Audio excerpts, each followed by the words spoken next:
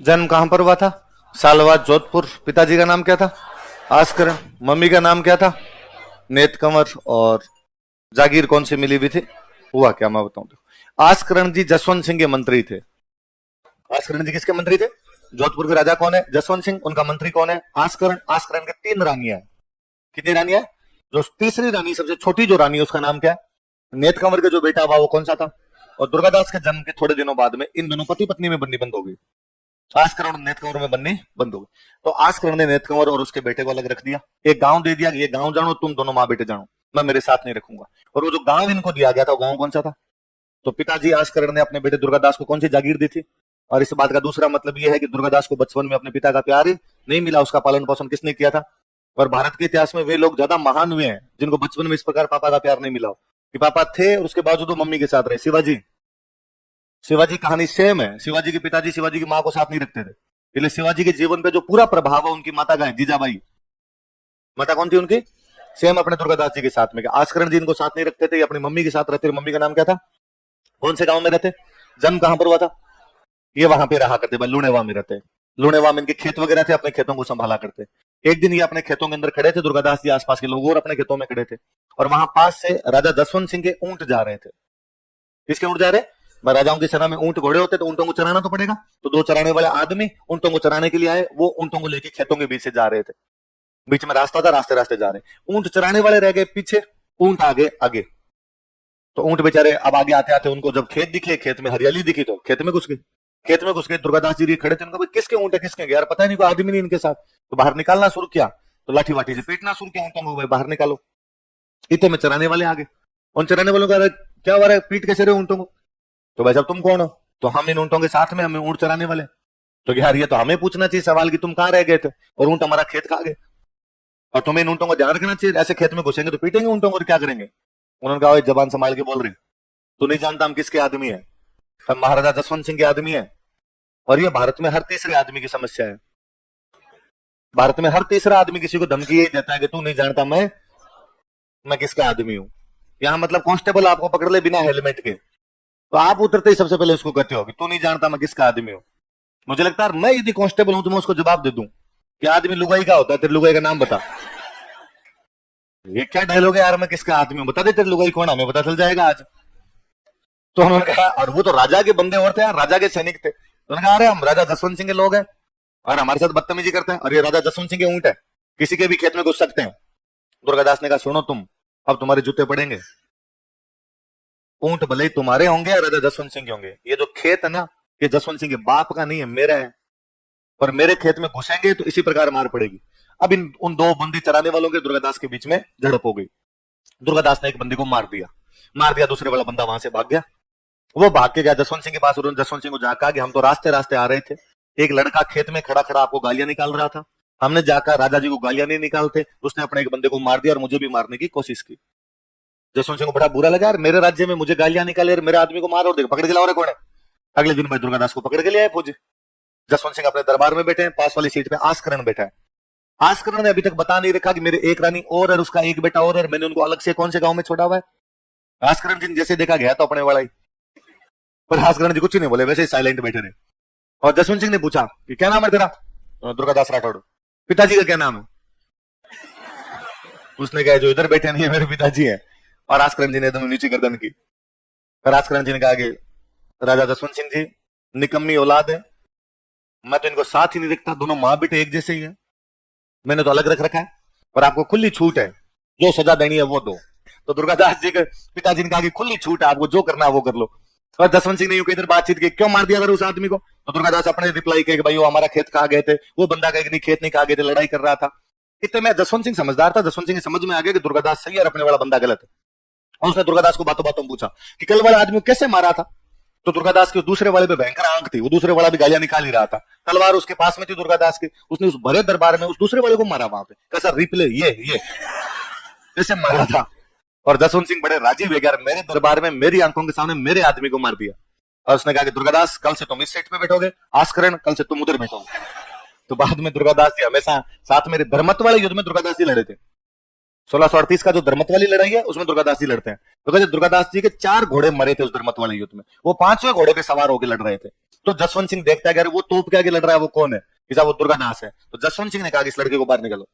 21 साल के थे दुर्गादास जी उस टाइम। तो इस लड़के को बाहर निकालो, इसकी जरूरत जोधपुर को आगे पड़ेगी, इस युद्ध में इसको मरने की आवश्यकता।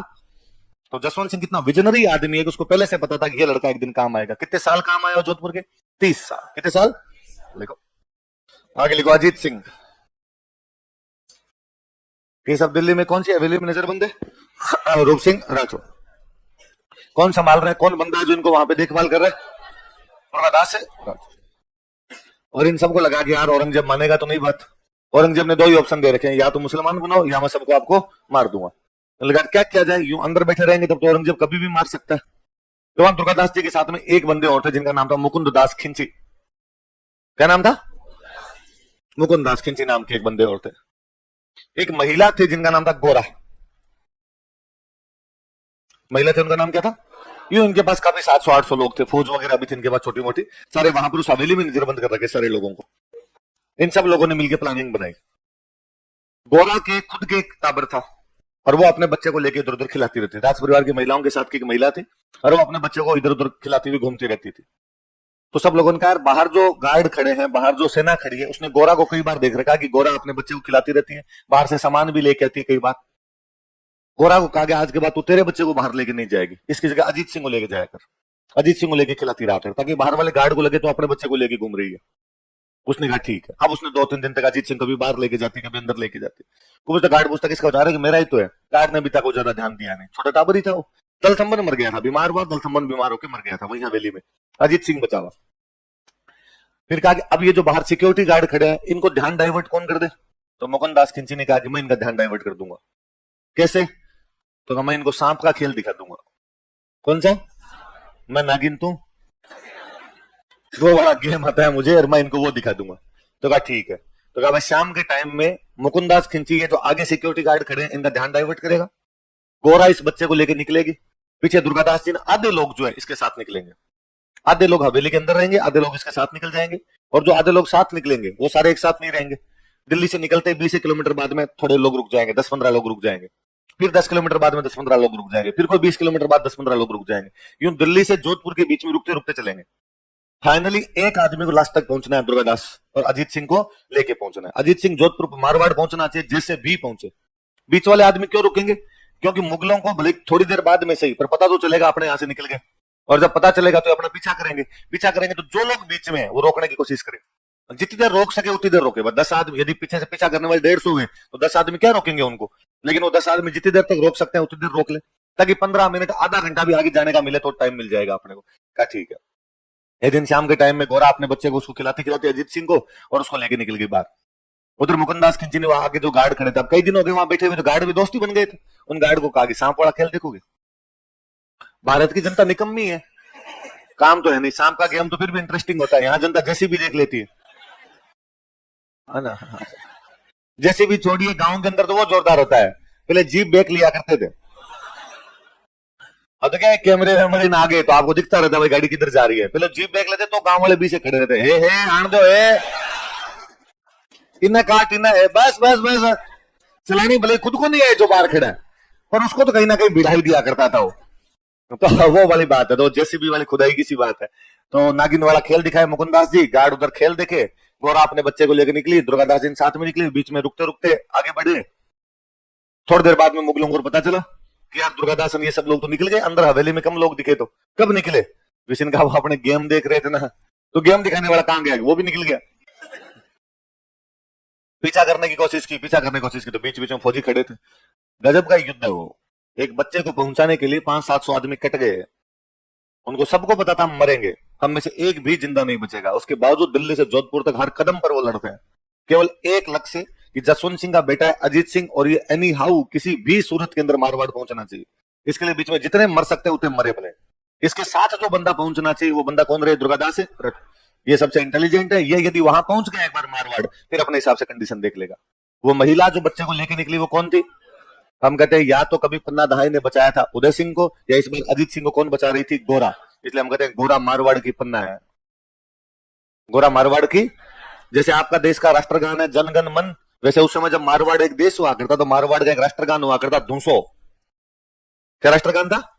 धूसो वास्तव में एक म्यूजिकल इंस्ट्रूमेंट होता है। वो गाना जब गाया जाता तभी म्यूजिकल इंस्ट्रूमेंट बजाया जाता, इसलिए बाद में इस गाने का नाम ही क्या हो गया? धूसो नाम पड़ गया। गोरा की छतरी बनाई गई बाद में जोधपुर में, आज भी जोधपुर में गोरा की छतरी है। और अभी 2 साल पहले अपने राजस्थान की सरकार ने बाकायदा बजट के अंदर एक घोषणा जारी की कि गोरा के नाम पर एक स्कीम चलाई जाएगी। क्या स्कीम होगी? कि हर जिले में ऐसे बच्चे जिनके मम्मी पापा नहीं है, या ऐसे बच्चे जिनके मम्मी पापा ने उनको किसी भी वजह से छोड़ दिया हो, उन बच्चों का सरकार ध्यान रखेगी। प्राइवेट एनजीओ जो होंगे, एनजीओ समझते हो, प्राइवेट एनजीओ वो सरकार फंड करेगी कि लो तुम रुपए लो और हमारी तरफ से इन बच्चों का ध्यान रखो। और वो जो स्कीम चलाएगी उस स्कीम का नाम ही था गोरा धाई स्कीम। क्या नाम था? तो गोरा ने भी बच्चे को पाला था, वैसे बच्चों को पालने वाली जो महिलाएं होगी उनको नाम क्या दे दिया जाए? गोरा। तो गोरा धाई किसको बचा के लाई थी? अजीत सिंह। इसलिए गोरा को मारवाड़ की क्या कहते हैं? पन्ना कहा जाता है, पन्ना दहाई कहा जाता है। उसका नाम कौन से गीत में लिया जाता है? जोशो में। उसकी छतरी कहां पर बनी हुई है? जोधपुर। और सरकार ने उसके नाम पर क्या जारी कर रखी है? एक योजना चला रही है। उस योजना में क्या किया जाता है? कौन से स्तर पे? गांव स्तर पे या तहसील स्तर पे? जिला स्तर पे। हर जिले में एक। कौन से बच्चों को ध्यान रखा जाएगा? या तो जो बच्चे अनाथ है या जो बच्चे उपेक्षित है, मतलब जिनके मम्मी पापा ने उनको किसी भी वजह से छोड़। एक बार अखबार में आप पढ़ते हो कि लड़की भी अस्पताल में छोड़ के चले गए, वो उपेक्षित है, हमें क्या पता उसके मम्मी पापा कौन है। या वैसे कई बार और केस मिल जाते हैं, कहीं भी छोड़ के चले गए। ऐसे जो भी केस होंगे उन बच्चों का भी ध्यान रखा जाए। या कोई बच्चा कभी भटक गया, घर से बाहर आ गया, तो उन बच्चों का भी पता नहीं मम्मी पापा कौन है उनके, ऐसे बच्चों का ध्यान रखा जाए। तो हर जिले में ऐसे किसके माध्यम से ध्यान रखेंगे? एनजीओ। किसके माध्यम से? सरकार एनजीओ को फंड देगी और वो एनजीओ उन बच्चों का ध्यान रखेंगे। कौन से बच्चों का? अनाथ और उपेक्षित। कौन कौन से बच्चे? या तो ऑर्फन जिनके मम्मी पापा नहीं है, या जिनको किसी भी वजह से मम्मी पापा का हमें पता नहीं है। जिन बच्चों की जिम्मेदारी सरकार पर है, सरकार उनका हर जिले के अंदर एक एनजीओ को ये जिम्मेदारी देगी। वो जो योजना, उस योजना का नाम किसके नाम पे किया गया? कौन कौन 2 बंदे ये योजना बनाते हैं? यहां से लेके निकलना है अपने को, लिखो। अच्छा, यहां अजीत सिंह को लेके तो आगे। अब 2 समस्या है। एक तो लेके आगे तो छोटा बच्चा इसका कहां रखेंगे? ऐसा कहा जाता है कि वो जो 2 रानियां थी, एक का बेटा अजीत सिंह और एक का बेटा कौन था? दलथम। दलथम्बन की तो मौत हो गई। वहां से जब निकले थे तो रानियां साथ में थी, तो जब महिलाएं साथ में थी तो धीरे धीरे चल पा रहे थे, तेज नहीं चल पा रहे थे, तो उन दोनों महिलाओं ने अपनी गर्दनें काट ली थी। उनका भाई हमें मार दिया जाए भले, लेकिन अजीत सिंह को लेके वहां तक पहुंचना जरूरी है।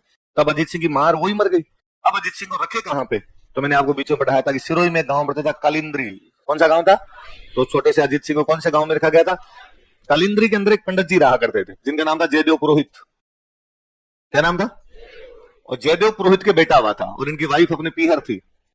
तो उनके पास गए, उनको ले जाकर, भाई तुम्हारे एक बेटा तो हो रखा, कहाँ का? एक ही और पकड़, अजीत सिंह। और अब तेरे गांव से कालिंद्री चल, और वहां कोई पूछे तो कहना 2 हुए हैं, जुड़वा है, ट्विंस हुए हैं मेरे। तो उसके किसके घर पे रखा गया?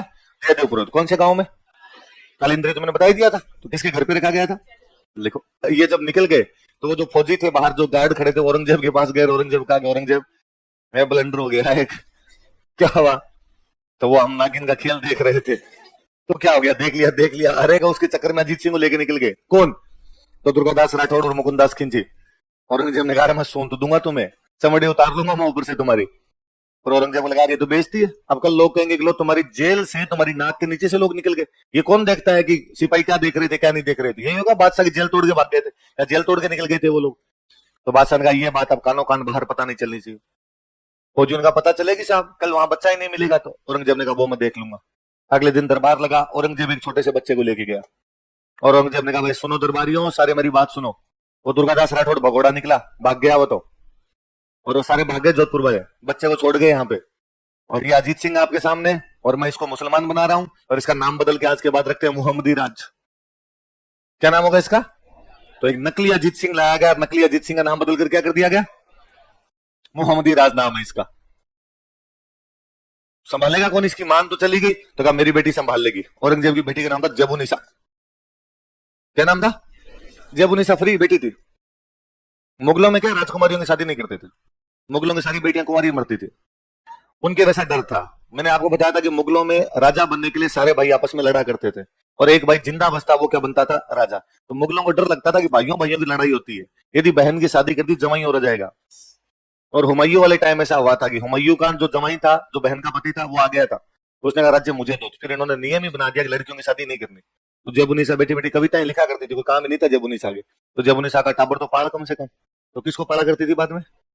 लिखो। अब इधर ये दुर्गादास उसको लेके तो आ गए, अब उसका क्या करे भाई, अजीत सिंह को तो रख दिया आपने कालिंद्री गांव में, पर आपको केवल रखना थोड़ी है, आपके दो उद्देश्य है, न केवल अजीत सिंह को औरंगजेब से बचाना है, बल्कि अजीत सिंह को जोधपुर का राजा बनाना है। और जोधपुर में कब्जा किसने कर रखा है, औरंगजेब कब्जा कर रखा है उसने जोधपुर के ऊपर। तो अब क्या किया जाए भाई, कैसे छुड़वाया जाए, तो अपना साथ कौन दे, तो कहा साथ अपना देंगे मेवाड़ के राणा जी राज सिंह। साथ कौन देंगे, और मैंने बताया था राज सिंह ने जोधपुर के अजीत सिंह को समर्थन दिया था, इसको हम राठौड़ सिसोदिया गठबंधन कहते हैं, बताया था। लिखो, मेवाड़ महाराणा राज सिंह ने शादी होती नहीं थी तो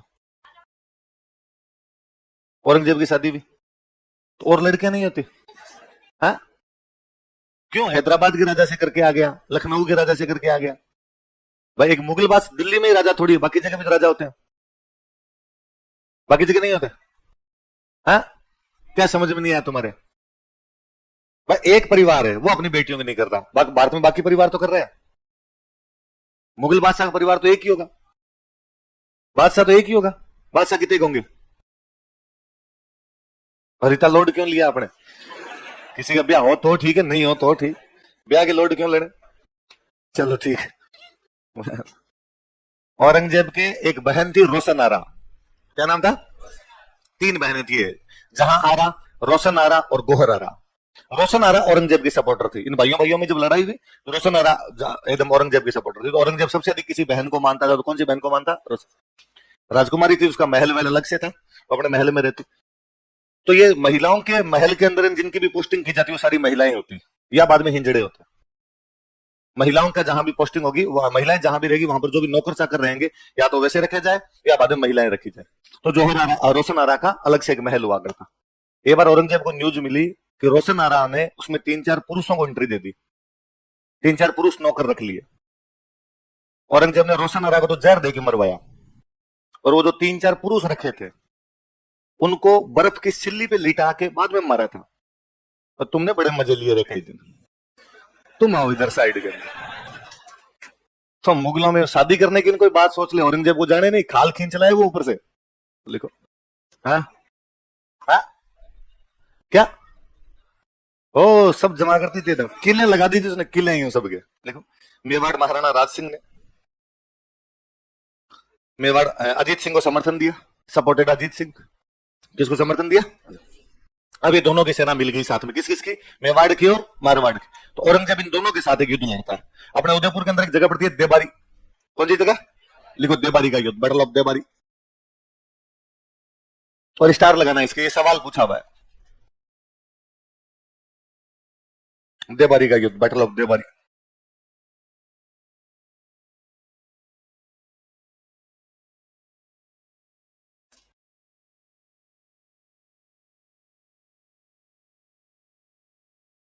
देबारी कहां पर पड़ता है, उदयपुर, 1680। दोनों सेना एक साथ लड़ती है, कौन कौन से दोनों राज्यों की सेना है, मेवाड़ और मार। औरंगजेब जीतता है, औरंगजेब दोनों को एक साथ हरा देता है, कौन से युद्ध के अंदर, लिखो, एक तो राज सिंह की सेना, उधर दुर्गादास की सेना लेके, और इस युद्ध में तो औरंगजेब जीत जाता है। अब इस युद्ध में औरंगजेब जीता तो इनके समझ में आया कि यार अकेले अकेले पार भी नहीं पड़ रही है अपनी, औरंगजेब की सेना भारी पड़ रही है। तो औरंगजेब का एक बेटा था अकबर, औरंगजेब का बेटा कौन था, उसकी अपने राजस्थान पोस्टिंग थी। दुर्गादास ने, राज सिंह ने, दोनों ने मिलकर अकबर को भड़काया कि मुगल बादशाह बनना चाहता है। इसने कहा हाँ, पापा के मरते ही मैं अपने तीनों भाइयों को मार दूंगा, और तीनों भाइयों को मार के मैं क्या बनूंगा, मुगल बादशाह। और इन्होंने समझाया कि देख तेरे पापा सुबह शाम दोनों टाइम जिम जाते हैं और मरने के चांस कम है तेरे पापा के, उन्होंने एकदम कोरोना की वैक्सीन और लगवा रखी है, कैसे नहीं मरेगा ये आदमी। और हम तेरे को एक इलाज बताते हैं, तो तेरे को मुगल बादशाह घोषित कर दे और हम तेरा सपोर्ट कर देंगे, औरंगजेब को हटा देते हैं, तेरे को बना देते हैं। अकबर इनके चक्कर में, अकबर ने अपने को क्या घोषित कर दिया, मुगल बादशाह। देखो 81 में आते आते राज सिंह की तो डेथ हो गई थी, राज सिंह की डेथ 1680 में हो गई थी। अच्छा, राज सिंह की डेथ के बाद राजा कौन बना हुआ यहाँ पे, जय सिंह, कौन बना हुआ है, पर जय सिंह शुरू में इनके साथ था, दुर्गादास राठौड़ इनके साथ में हुआ करता था। नाडोल के अंदर उसने अपने को राजा घोषित किया, नाडोल में उसके साथ दोनों है, मेवाड़ भी उसके साथ में और मारवाड़ भी उसके साथ में। ये समाचार औरंगजेब को मिले कि अपने बेटे ने बगावत कर दी, और बेटे ने बगावत करके खुद को क्या घोषित कर दिया, मुगल बादशाह। इस अकबर का जो मुख्य सेनापति था, उस सेनापति का नाम था तहवूर खान। क्या नाम था सेनापति का, तहवूर खान नाम करके सेनापति था। अकबर ने इस तहवूर खान, औरंगजेब ने इस तहवूर खान के पास मैसेज भेजा कि तहवूर खान, मैंने सुना है कि तुमने मेरे बेटे से विद्रोह करवा लिया। तहवूर खान ने कहा विद्रोह नहीं, अकबर भारत का मुगल बादशाह है और तुम फटाफट आजा वरना तेरे को गिरफ्तार करेंगे हम। औरंगजेब ने कहा मेरे को तो पता नहीं कब गिरफ्तार करोगे कब नहीं, पर तेरा परिवार आगरा रहता है, गिरफ्तार है, और यदि शाम से पहले पहले दुर्गादास राठौड़ और अकबर के बीच का गठबंधन नहीं टूटा तो तेरे पूरे परिवार के पकोड़े बना कर जाऊंगा मैं। अब बेचारा तहूर खान फंस गया कि यार अब क्या किया जाए, अब ये गठबंधन तोड़वाना पड़ेगा इनके बीच का। और तहूर खान शाम के टाइम में दुर्गादास राठौड़ के पास गया, उसने दुर्गादास राठौड़ को जाकर, दुर्गादास जी कई दिन से मेरे मन में एक बात थी, आपको बताना चाहता था, हिम्मत नहीं हो पा रही थी। बताओ बताओ यार तहूर खान साहब, बताओ क्या बात है। आपको क्या लगता है कि आपने अकबर को मुगल बादशाह बना दिया और ये अपने बाप से लड़ लिया? लगता है कि दिख रहा है यार साहब साहब, अकबर को मुगल बादशाह बना दिया गया, अब औरंगजेब को पकड़ के मारेंगे, बाद में हमारे अजीत सिंह को क्या दिलाएंगे, जोधपुर का राज। नहीं, गलत हो आप। अकबर औरंगजेब दोनों मिले हुए हैं, अकबर आपको पकड़ के औरंगजेब को देगा।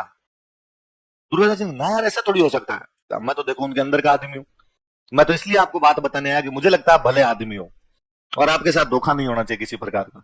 और यदि आपको मेरी बात पर विश्वास नहीं है तो एक बार अकबर से जाके बातचीत कर लो, आपने तो उम्र खाई है थोड़ी, बातचीत करोगे तो अपने आप समझ में आ जाएगा।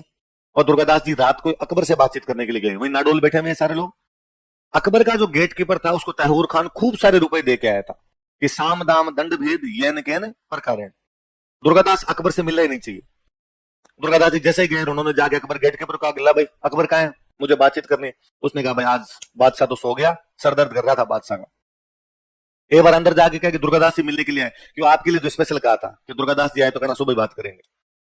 अब दुर्गादास जी का दिमाग खराब हुआ गया, सुबह तक औरंगजेब की फौज आ जाएगी और ये दोनों बाप बेटे मिलकर मेरे को पकड़ के मार देंगे। दुर्गादास जी चुपचाप वहां से निकले, एक तरफ मारवाड़ वालों की सेना पड़ी, एक तरफ मेवाड़ वालों की। मेवाड़ का राजा कौन है, जयसिंह। जयसिंह को समाचार भिजवाया कि सेना लेके उदयपुर निकल जाओ, और ये अपनी सेना लेके जोधपुर की तरफ चले गए। इनका गठबंधन बीच का टूट गया। अकबर सुबह उठा देखा न तो एक तरफ मेवाड़ वाले हैं ना दूसरी तरफ है मारवाड़। वो बेचारा कहाँ गए उसने पता लगा, तो पता चला साहब ये बात हुई, आपके पिताजी ने गठबंधन तोड़वा दिया आपका, और अब आपके पिताजी आ रहे हैं। और अब औरंगजेब ने कहा मेरी जिंदगी का एक ही लक्ष्य है, अकबर को मारूंगा। दुर्गादास मेवाड़ वालों को बाद में देखा जाएगा, पहले इस मेरे बेटे को मारना है, ये मेरे खिलाफ बगावत करता है। अकबर बेचारा दुर्गादास के पीछे भागा, अंकल मरवा दिया, तुम्हारे चक्कर में किया था मैंने जो कुछ भी किया था। अब बात तो दुर्गादास जी की भी समझ में आ गई कि यार लफड़ा हो तो गया। तो दुर्गादास जी ने कहा यार अब तो अपने हाथ से बाजी निकल गई, अब तो औरंगजेब बड़ी सेना लेके हो रहा है, तो अब अपने को कौन बचाएगा? तो अब अपने को एक ही आदमी बचा सकता है, कटप्पा। कौन बचा सकता है? दक्षिण भारत में शिवाजी के बेटे राजा बन गए थे, महाराज छत्रपति संभाजी। कौन बन गए थे? महाराज छत्रपति। अब अपने को संभाजी बचा सकते हैं। तो अकबर ने कहा मैं संभाजी को जानता ही नहीं। दुर्गादास ने कहा मैं जानता हूं। फिर दुर्गादास और अकबर यहां से दोनों साउथ इंडिया में किसके पास जाते हैं? वो भी बड़ी गजब की लड़ाई है, क्यों मारवाड़ से पूरा मालवा क्रॉस करते हुए महाराष्ट्र पहुंचते हैं अपने थोड़े से सैनिकों को लेके। मुगलों ने जगह जगह अपनी चौकियां लगा रखी थी, उसके बावजूद उन चौकियों से बचते हुए, उन चौकियों पे लड़ते हुए महाराष्ट्र पहुंच गए। किसके पास? संभाजी दुश्मन है, एक दुश्मन दुर्गादास और एक दुश्मन अकबर, मतलब तीन दुश्मन एक साथ कहां पर बैठे हुए? South India. कहां पर बैठे हुए? South India. किसके तीन दुश्मन है? अब औरंगजेब को उन तीन दुश्मनों का मुकाबला करना है, इसलिए औरंगजेब को राजस्थान खाली करना पड़ेगा। कहां जाना पड़ेगा? South India. पर यदि औरंगजेब राजस्थान खाली करता है तो मेवाड़ वाले पंगे लेंगे, और मेवाड़ वाले औरंगजेब के जो इलाके उन पे कब्जा करने की कोशिश करेंगे। इसलिए औरंगजेब बेचारा जयसिंह के साथ संधि करता है। किसके साथ संधि करता है? और जयसिंह को कहता है कि जयसिंह तेरी और मेरी लड़ाई बंद कर दे, मैं तुम्हारे से जजिया नहीं लूंगा, और इसके बदले मेरे को 3 परगने दे दो, तुम पूर्व मंडल और बदनौर। क्या दे दो मेरे को? और मैं तुम्हारे पर हमला नहीं करूंगा, तुम मेरे पे हमला मत करना। अच्छा, मेवाड़ वाले किसका सपोर्ट कर रहे थे? दुर्गादास जी का। दुर्गादास जी खुद ही कहां चले गए? साउथ। तो मेवाड़ वालों को भी अब दुर्गादास जी की हेल्प करने की आवश्यकता, मेवाड़ वालों को खुद को भी शांति चाहिए। तो जयसिंह ने कहा ठीक है, आज के बाद हम राठौड़ सिसोदिया गठबंधन में शामिल नहीं है, तू जाने तेरा काम जाने। तो औरंगजेब को कहां जाना पड़ गया? South India. कहां जाना पड़ गया? और औरंगजेब एक बार साउथ इंडिया गया, उसके बाद पूरी जिंदगी साउथ ही रहा, वापस आ ही नहीं पाया। नेपोलियन का नाम सुना? नेपोलियन। कहते नेपोलियन के जीवन की सबसे बड़ी गलती थी कि उसने स्पेन पर हमला कर दिया था। कहां हमला कर दिया था? जब तक उसने स्पेन पर हमला नहीं किया था तब तक उसकी जिंदगी सब ठीक चल रही थी, पर जब स्पेन पर हमला किया गया तो बाकी वाले देश स्पेन के पक्ष में आते चले गए, नेपोलियन अकेला हो गया और बेचारा फंस के रह गया था। तो हिंदी का एक कोटेशन है कि स्पेन का फोड़ा नेपोलियन के लिए नासूर बन गया था। फोड़ा समझते हो? तो फोड़ा हो जाए अपना, नासूर मतलब इतना फैल जाए कि बाद में अब कोई भी इलाज उसका ना बचे। तो स्पेन का फोड़ा नेपोलियन के लिए क्या बन गया था? ठीक वैसे ही दक्षिण भारत का फोड़ा औरंगजेब के लिए क्या बन गया था? एक बार औरंगजेब साउथ इंडिया गया, उसके बाद वापस साउथ इंडिया से निकल नहीं सका, इतने पैसे लगे, इतनी सेना मरी कि औरंगजेब के मरने के बाद मुगल साम्राज्य भर भरा के गिर गया। औरंगजेब भी मुगल साम्राज्य खत्म करके चला गया था। कौन सी नीति की वजह से? दक्षिण भारत की नीति। कौन सी नीति की वजह से? देखो, तो औरंगजेब के कौन 3 दुश्मन एक साथ इकट्ठे हो रखे? खुद का बेटा अकबर, मारवाड़ का दुर्गादास और साउथ इंडिया का संभाजी। औरंगजेब इनके खिलाफ 9 साल लड़ता है वहां। कितने साल लड़ता? 9 साल बाद उसने संभाजी को पकड़ के मार दिया। किसको पकड़ के मार देता है? और संभाजी की मौत तो और बुरी है, औरंगजेब यूं टुकड़े टुकड़े करवाता है, एक एक अलग अलग अंग अंग अलग किया गया, फिर नदी में फेंका गया था संभाजी, नदी में बहा दी थी लाश संभाजी की। अब जो संभाजी मर गया तो दुर्गादास अकबर ने कहा अब, तो अपने तो किसके सपोर्ट पे बैठे हुए थे यहाँ पे, संभाजी के। तो अकबर ने कहा कि दुर्गादास जी एक काम करो, 9 साल हो गए अपने को इधर आए हुए, अब मैं यहां से जाता हूँ ईरान, यहां से कहां जाता हूँ, महाराष्ट्र से गुजरात और गुजरात से आगे ईरान की तरफ निकल जाऊंगा मैं, आप जाओ यहां से वापस मारवाड़, आप मारवाड़ में जाके लड़ाई की तैयारी करो, मैं ईरान के राजा से सहायता लेके आ रहा हूं, मैं ईरान के राजा सहायता लेके वापस इंडिया आऊंगा, आप मेरे को रास्ते में मिल जाना, दोनों मिलकर औरंगजेब को मारेंगे, इस बात को छोड़ूंगा तो नहीं मैं, मारूंगा तो पक्का पक्का। तो अकबर यहां से सहायता लेने के लिए कहां चला गया, ईरान। ईरान के राजा ने उसको अपने पास रखा, फिर भगवान जाने क्या बात हुई, एक दिन ईरान के राजा ने अकबर को पकड़ के मार दिया, तो अकबर बेचारा वापस इंडिया आ ही नहीं पाया, पर इस चक्कर में अकबर का पूरा परिवार दुर्गादास के पास रह गया। अकबर जब यहां से निकला तो अपने परिवार को किसके पास छोड़ के गया, उसका एक बेटा था और एक बेटी थी, बेटे का नाम था बुलंद अख्तर, क्या नाम था बेटे का, बुलंद अख्तर, और बेटी का नाम था सफियतुन्निसा, क्या नाम बेटी का, सफियतुन्निसा। किसके बेटे बेटी है, क्या क्या नाम दोबारा बताओ देखिए, बुलंद अख्तर और सफियतुन्निसा, किसके बेटे बेटी है, रह गए किसके पास, तो इनका पालन पोषण किसी आदमी ने किया, तो किसने किया। अब औरंगजेब अकबर के मरने के कई दिन बाद औरंगजेब को पता चला कि अकबर का परिवार का है, तो अकबर का परिवार तो दुर्गादास के पास, उसके बेटे बेटी तो दुर्गादास के पास ये सारे के सारे। तो औरंगजेब ने दुर्गादास के पास मैसेज किया कि दुर्गादास लड़ाई लड़ाई की जगह, परिवार परिवार की जगह, अकबर का परिवार है, अकबर के बेटे बेटी तेरे पास में, मेरे पोते पोती हो गए, उनको यार मुझे वापस सौंप दे। दुर्गादास ने कहा दिमाग खराब है, तू अकबर को मारने के लिए साउथ इंडिया 9 साल बैठा रहा, इस बात की क्या गारंटी है कि मैं अकबर के बच्चों को तेरे को सौंपूंगा और तू इनको नहीं मार देगा, और यदि तू कल को बुलंद अख्तर और सफेदुन्निसा को मार देता है तो यार मैं ऊपर जाके अकबर को क्या मुंह दिखाऊंगा कि तू तेरे बच्चों को मेरे पास छोड़ के आया था और मैंने औरंगजेब से कटवा दिए। औरंगजेब ने कहा नहीं नहीं यार मैं ऐसा नहीं करूंगा कुछ भी। उसने कहा यार तूने मुराद को बेसमेंट में ले जाके मारा था, तूने दारा को मार के शाहजहां के पास उसको गिफ्ट भेजा था, तूने तेरे बाप को गिरफ्तार करके रखा है, तेरी बहन को जहर दे के मरवाया है, तो तेरे पर यार विश्वास कैसे किया जा सकता है, तेरे चक्कर में अकबर मरा है। औरंगजेब ने खूब समझाने की कोशिश कर रहे ऐसा कुछ नहीं करूंगा, तुम भेज तो सही इनको। दुर्गादास ने कहा ना ये तो मेरे टाबर है, मेरे पास ही रहेंगे। फिर औरंगजेब के दरबार में अपने राजस्थान के एक राइटर रहा करते, मारवाड़ के एक राइटर थे ईश्वर दास नागर, क्या नाम था राइटर का, किसके दरबार में, औरंगजेब के दरबार, अपने मारवाड़ के। और औरंगजेब ने इनको कहा ईश्वरदास जी को कहा ईश्वरदास जी आप जाओ और दुर्गादास से बात करो और मेरे टाबर तो मेरे को वापस दिलवाओ। ईश्वरदास जी यहाँ मारवाड़ आए, दुर्गादास से बात की, दुर्गादास दोनों बच्चे कौन कौन, बुलंद अख्तर और सफेदुन्निसा, तेरे तो है नहीं, है तो किसके, औरंगजेब के पोते पोती है, वापस दे दे। दुर्गादास ने सेम बात रिपीट की, ईश्वरदास जी आपका दिमाग खराब हो गया, इस आदमी पे भरोसा कैसे किया जा सकता है, ये जब बेटे को मारना चाहता था तो पोते पोती को भी तो मार ही सकता है। ईश्वरदास जी ने कहा दुर्गादास जी राजस्थान के आदमी इतना तो दिमाग लगाओ, मूल से प्याज प्यारा होता है, मूल से, गांव के अंदर कहते हैं कि दादा दादी को पोते पोती सबसे अच्छे लगते हैं, अपने पापा को उन्होंने पीट लिया होगा कभी, लेकिन पोते पोते कभी भी हाथ कि मूल धन से हमेशा क्या प्यारा लगता है, प्रिंसिपल से इंटरेस्ट ज्यादा अच्छा लगता है हमेशा, ये इंटरेस्ट है, दादा दादी है वो इनका, वो इनके तो कम से कम हाथ नहीं लगाएगा। तो दुर्गादास जी ने कहा तो मैं एक ही को भेजूंगा, दोनों को एक साथ नहीं भेजूंगा, पहले बच्ची को ले जाओ, और यदि बच्ची के साथ कुछ भी औरंगजेब ने किया तो बाद में लड़के को दूंगा ही नहीं। तो ईश्वरदास जी ने कहा ठीक है, पहले किसको भेजा गया, तो कहते औरंगजेब के पास गई सफेदुन्निसा, औरंगजेब बड़ा राजी हुआ, कई सालों बाद उसने अपनी पोते को देखा, लाड किया, पास में बिठाया उसको, पूछे समाचार पूछे उससे, रास्ते में तुम्हें कोई दिक्कत तो नहीं हुई कि नहीं कोई दिक्कत नहीं हुई। फिर औरंगजेब ने अपने मंत्री मंत्री थे उनको कहा कि बच्ची को लेके जाओ, पहले तो इसको मुसलमान बनाओ, नमाज पढ़नी सिखाओ, कुरान पढ़नी सिखाओ। तो उस बच्ची ने कहा क्यों, मैं मुसलमान ही तो हूं और मुझे नमाज भी आती है और कुरान भी आती है। तो औरंगजेब ने कहा कैसे, तू तो वहां हिंदुओं के घर में रहती थी, तो वहां से सीख के आई, क्योंकि ओम ओम भूर भुवस्सुवः तत्सर्ववितुर्वरेण्यं, तुझे नमाज और कुरान कहां से आई, हिंदू बना दिया उन लोगों ने, जिन्हें वो नहीं पहना दी होगी तेरे तो। और उसने कहा नहीं मैं हिंदू नहीं हूं, मैं मुसलमान ही हूं, हमारे एक मौलवी साहब आते डेली, वो कुरान भी सिखा के जाते और नमाज भी सिखा के जाते। तो मौलवी साहब को भेजता कौन था, उसने बाबा जी। बाबा जी कौन, तो दुर्गादास राठौड़। तो दुर्गादास तुम्हें पीटता नहीं था कि नहीं, सबसे अधिक ध्यान ही हमारा वो रखते थे, तो मेरे बारे में उल्टी पुल्टी बातें करता था तुम्हारे सामने, नहीं आपका तो कभी कमेंट्री नहीं है। और यूं औरंगजेब की आंखों में आंसू आते हैं, और औरंगजेब कहता है अरे मतलब ये सब अच्छा काम उसने तुम्हें अच्छे तरीके से रखा, तो वही रखते थे हमें, तो उन्हीं की सारी व्यवस्था की भी थी। तो औरंगजेब पूछता है आजकल दुर्गादास कैसा दिखता है, मैंने कई साल से उसको देखा नहीं, किताब बूढ़ा हो गया, बाल सफेद हुए कि नहीं हुए उसके। तो उसने कहा इन पिछले 4-5 सालों में मैंने भी उनको नहीं देखा है, तो औरंगजेब ने कहा देख लिया ना, मैंने कहा था ना, छोटे टाबर थे तब तक ध्यान रखा होगा, अब तो पीटता ही होगा। उसने, अरे फिर आप नहीं समझ रहे, मेरे कहने का मतलब ये है कि मैं जब से थोड़ी सियानी हो गई, मैं थोड़ी बड़ी हो गई, अब जब भी दुर्गादास जी मेरे से मिलने के लिए आते हैं तो बीच में पर्दा तान के बातचीत करते हैं। अपने यहाँ रिवाज ही था कि बड़ी उम्र की लड़कियों के साथ में पिता भी सीधे बात नहीं करते थे। 10-12 साल की बच्चियां हो जाती है, उसके बाद बाप बेटे भी आपस में अकेले में नहीं मिला करते थे, अकेले में बात नहीं करते। और यदि पुरुषों को कोई बात करनी होती बीच में पर्दा लगाते, महिलाएं उस साइड में बैठेगी, पुरुष इधर बैठेंगे।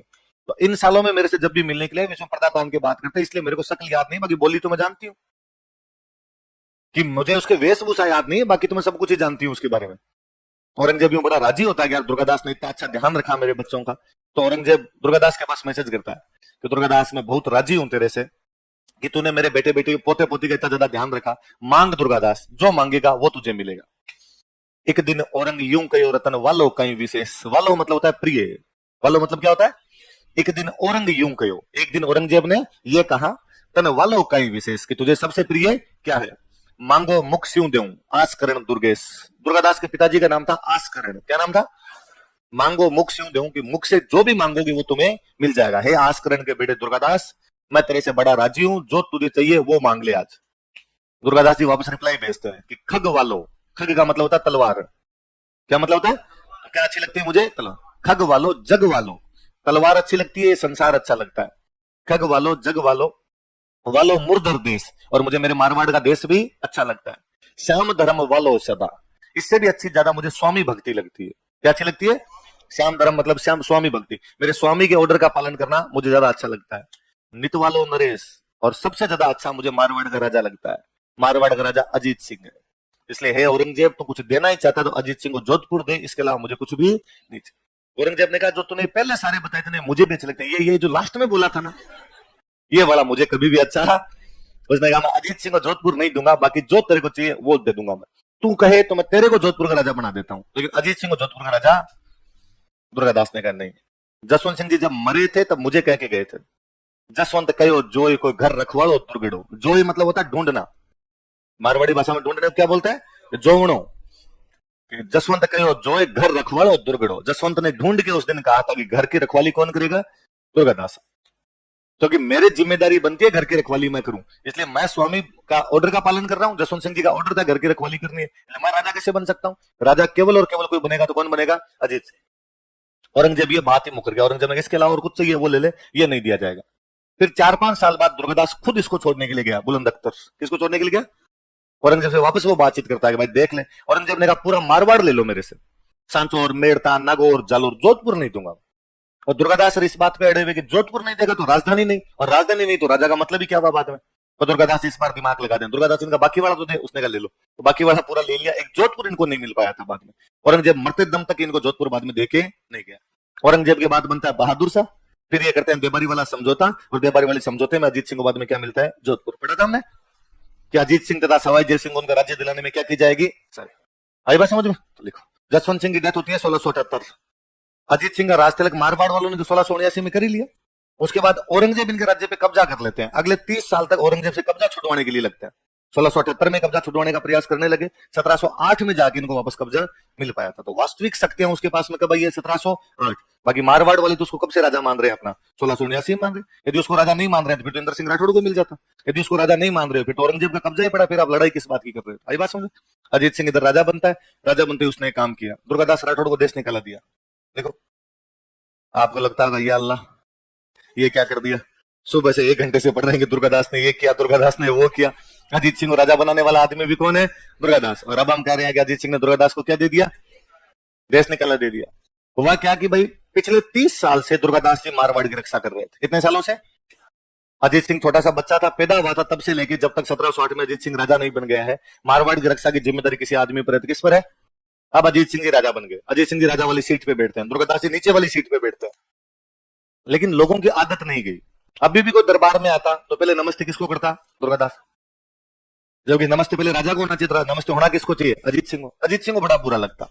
अभी भी कोई सेनापति आता, सेनापति आगे पहले दुर्गादास जी पूछता, अरे वो दुर्गादास जी सेना भेजनी है, कहां भेजे। फिर उसको याद आता कि अरे आजकल राजा तो कौन है, वो कहता नहीं अजीत सिंह जी आप बताओ देखे। क्योंकि पिछले 30 साल में अजीत सिंह भी कितने साल का हो गया, 30, तो वो टाबर तो है नहीं। कोई संधि करने के लिए आता तो वो पहले दुर्गादास जी से बात कर लेता। अजीत सिंह को बुरा लगना शुरू हो गया। अजीत सिंह ने एक दो बार दुर्गादास जी को कहा कि दुर्गादास जी अब आप दरबार में मत आया करो, आप दरबार में आते हो तो मुझे मेरे संघर्ष के दिन याद आते हैं, और आपका बुढ़ापा आ गया, आप घर पे रहा करो। पर दुर्गादास जी भी इन बातों को समझ नहीं पाए, दिल्ली लठ लेके एकदम दरबार में तैयार रहते। तो कहते हैं एक दिन दुर्गादास जी अपने घर गए हुए थे, पीछे एक अजीत सिंह का नौकर गया और उसने कहा अजीत सिंह ने आपके लिए गिफ्ट भेजा है। तो क्या गिफ्ट है? तो कहा मतीरा भेजा है। क्या भेजा आपके लिए? मतीरो। क्या भेजा है?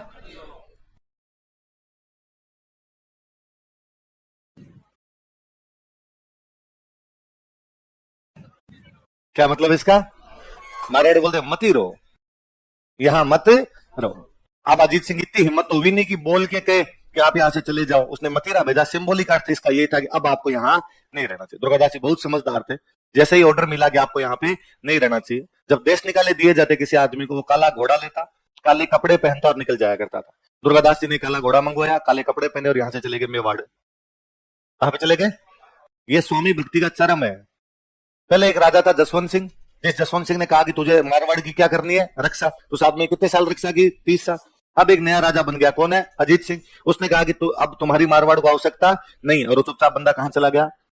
उसने एक बार नहीं पूछा कि क्यों, उसने एक बार नहीं पूछा कि मैंने 30 साल रक्षा की, उसका मुझे रिजल्ट क्या मिलेगा। उसने एक बार नहीं कहा कि मैं तुम्हारे लिए मरा हूं, उसका मुझे यह फल दिया जा रहा है। उस आदमी के लिए एक ही चीज इंपॉर्टेंट थी, ऑर्डर। जो ऑर्डर मिलेगा उसको क्या किया जाना चाहिए? फॉलो। कटप्पा ऐसा ही तो है, बाहुबली वाला कटप्पा एग्जैक्टली ऐसा ही तो है। राजा ने जो ऑर्डर दिया उसको फॉलो किया जाए, इसके अलावा दूसरी कोई भी बात होगी नहीं। राजा के मरना है तो मरना है, राजा के जिंदा रहना है तो जिंदा रहना। भारत के इतिहास में से दो कैरेक्टर है। एक कैरेक्टर हुआ था बेराम खान। कौन हुआ था? बेराम खान एक कैरेक्टर था। बेराम खान ने अकबर को राजा बनाया था। किसको राजा बनाया था? जब हुमायूं दिल्ली में मरता है तो अकबर गुरदासपुर के पास में एक जगह पर, पंजाब में पड़ता है गुरदासपुर, गुरदासपुर के पास में एक जगह पर अकबर अपने थोड़े से सैनिकों के साथ बैठा हुआ है, और बेराम खान को समाचार मिलता है। अकबर 14 साल का है, बेराम खान को समाचार मिलता है कि हुमायूं मर गया। वो बेचारा एक ईंट के चबूतरे पे, और अकबर को बिठाकर अकबर का राज तलक करता है और कसम खाता है कि बच्चे आज मैं तुम्हें इस ईंट के चबूतरे पे मुगल बादशाह बना रहा हूं, लेकिन मैं कसम खाता हूं कि एक दिन उस मुगलिया सल्तनत के तख्तो ताज पर तुझे बिठाकर ही मैं दम लूंगा। सेना जुटाता है, पानीपत का दूसरा युद्ध लड़ता है, हेमू को मारता है, हेमू को मार के दिल्ली लेके आता है, आगरा लेके आता है, दोनों पे कब्जा करता है और अकबर को मुगल बादशाह बनाता है। तो अकबर को मुगल बादशाह बनाने वाला आदमी कौन है? बेराम। अकबर 14 साल का था। अगले 4 साल तक बेराम खान ने मुगल साम्राज्य चलाया। अब अकबर हो गया 18 साल का। अकबर जैसे समझदार हुआ, अब उसको बेराम खान बुरा लगने लगा, और उसे लगने लगा ये पंचायती करने वाला कौन है। और अकबर ने एक दिन आगरा से एक ऑर्डर जारी किया कि मैं शिकार खेलने के लिए दिल्ली जा रहा हूं। शिकार खेलने के लिए कहां जा रहा हूं? आगरा से कहां जाता है? दिल्ली। दिल्ली जाके इस दूसरा ऑर्डर जारी किया, मैं मेरे पूरे मंत्रिमंडल को बर्खास्त करता हूं। बेराम खान अकबर का प्रधानमंत्री था। बादशाह कौन है? अकबर। प्रधानमंत्री किसको बना रखा है? बेराम खान। पर देश चलाता कौन है? बेराम खान ही चलाता। नाम नाम अकबर का। और उसने एक घोषणा की कि मैं पूरे मंत्रिमंडल को बर्खास्त करता हूं, मेरे सारे पुराने मंत्री दिल्ली आओ, मंत्रिमंडल नए सिरे से बनाएंगे। सारे के सारे मंत्री कहां चले गए? दिल्ली। बेराम खान नहीं गया। बेराम खान ने, मैं क्यों जाऊं? अरे साहब उसने मंत्रिमंडल बर्खास्त कर दिया, नए सिरे से मंत्रिमंडल। उसने कहा वो होता कौन है बनाने वाला? कि साहब वो मुगल बादशाह। अच्छा, काल मरी आज भूतनी होगी, ये बताएंगे क्या करना है क्या नहीं करना, मैं नहीं जाऊंगा। वहां पता चला कि साहब सारे मंत्री आ गए, एक मंत्री नहीं आया। कौन? बेराम खान। इसका मतलब बेराम खान ने आपकी आज्ञा नहीं मानी। अकबर ने सेना भेज दी, पकड़ के लाओ रे। सेना गई तो बेराम खान को और गुस्सा आया, बेराम खान ने युद्ध कर लिया। बेराम खान की खुद के पास सेना थी, उसने युद्ध कर लिया। युद्ध में बेराम खान हारा। हारने के बाद में उसको गिरफ्तार किया गया, हथकड़ियां लगाई गई हाथों पैरों में, अकबर के सामने घसीटते हुए लेके गए, ये रहा बेराम खान। और अकबर ने पूछा कि खान बाबा को अंतिम इच्छा हो तो बता दी जाए। उसने कहा हज करना है। क्या करना है? यहां रह के तो मैं अब क्या ही करूंगा, इतनी बेइज्जती जब करवाई ली, अब तो मैं क्या कर लूं? हज। मैंने आपको 2-3 बार बताया कि हज जाने का अपना जो बंदरगाह था वो था सूरत। कौन सा था? तो आगरा से बेराम खान को जाना है गुजरात। वो बेराम खान जो कभी पूरी मुगलिया सल्तनत को नचाया करता था, वो बेराम खान जिसने अकबर को मुगल बादशाह बनाया था, अकेला अपने परिवार के साथ सूरत के लिए रवाना होता है। सूरत के पास गुजरात में एक जगह पड़ती है पाटन। कौन सी जगह? वहां पर एक अफगान रहता है, मुबारक खान। क्या नाम है? और उस मुबारक खान के पिताजी को पहले किसी युद्ध में बेराम खान ने मारा था। इतने दिन तक बेराम खान पावर में था, इसलिए मुबारक खान की पार नहीं पड़ रही थी। आज उसको पता चला कि बेराम खान अकेला अपने परिवार के साथ जा रहा है, बेराम खान को पकड़ के मार देता है। वो व्यक्ति जिसने मुगलिया सल्तनत को स्थायित्व प्रदान किया, अकबर को बादशाह बनाया, पाटन नाम के स्थान पर एक अफगान द्वारा छुरी से मार दिया गया। दुर्गादास और बेराम खान में यही अंतर है कि बेराम खान अपने लास्ट में जाके, अपने पीक पे जाके विचलित होता है, फ्लक्चुएट है वहां पर वो। और वो अकबर के खिलाफ विद्रोह कर देता है। दुर्गादास जी अंतिम समय तक स्वामी भक्ति, स्वामी भक्ति और स्वामी भक्ति है कि मेरे को जो ऑर्डर मिला उसके अलावा दूसरी किसी भी बात की तरफ देखा। तब आजकल जब कोई पेपर आते हैं, किसी बंदे को टिकट नहीं मिलता तो बता पार्टी की 30 साल सेवा की और पार्टी नहीं दिया पार्षद का टिकट, है ना, अब मैं पार्टी को छोड़ दूंगा, पार्टी की ईंट से ईंट बजा दूंगा। तब लगता है नेताओं को दुर्गादास पढ़ाया जाना चाहिए कि पैट्रियट हमेशा पैट्रियट रहता है, कि आपका काम यदि स्वामी की आज्ञा का पालन करना है तभी संगठन चल पाते हैं। यदि संगठन में सारे राजा बनने की कोशिश कर लेंगे तो कभी भी संगठन ढंग से काम है नहीं कर पाएंगे। आई बात समझ में? इधर अजीत सिंह राजा बना था। अजीत सिंह की एक राजकुमारी थी, उसका नाम था इंद्र कंवर। क्या नाम था? औरंगजेब के बाद में एक मुगल बादशाह बना था फर्रुख शेर। क्या नाम था? फर्रुख शेर के साथ इंद्र कंवर की शादी की गई थी। लिखो, अजीत सिंह ने अपनी राजकुमारी इंद्र कंवर का विवाह मुगल बादशाह फर्रुख शेर से किया। Ajit Singh married his princess Indra Kanwar to Mughal emperor Farrukh Sher. Farrukh शेर पढ़ा था नाम में।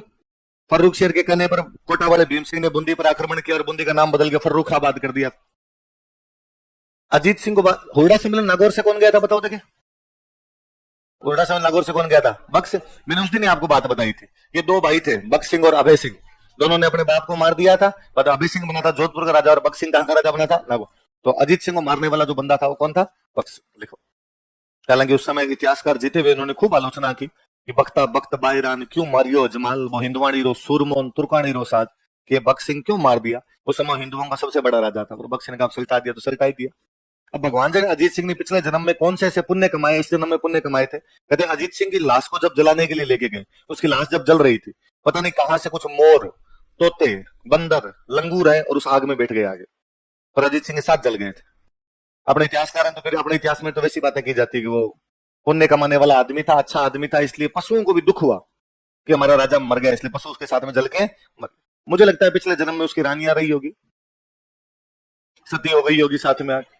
तो लिखो, बाद में जब दुर्गादास जी को यहाँ से देश निकाला दे दिया गया था, दुर्गादास जी चले गए मेवाड़। कहां चले गए? तो दुर्गादास जी को जब देश निकाला दिया तब तो मेवाड़ में राजा थे अमर सिंह सेकंड। कौन राजा थे? 1708 में अमर सिंह सेकंड है उधर। उसके बाद बन गए थे संग्राम सिंह सेकंड। तो दुर्गादास जी मेवाड़ में दो राजाओं के शासनकाल में वहां रहते हैं। किस किसके? अमर सिंह सेकंड। और मेवाड़ वाले भी जानते थे कि यार आदमी है तो काम का, तो मेवाड़ वालों ने जाते पहले तो उनको एक जागीर दे दी, विजयपुर। कौन सी जागीर दे दी थी? लिखो, मैंने बताया था किसी भी राज्य में दो प्रकार की जमीन होती, एक वो जमीन जो राजा के पास होती, एक वो जमीन जो सामंतों के पास होती।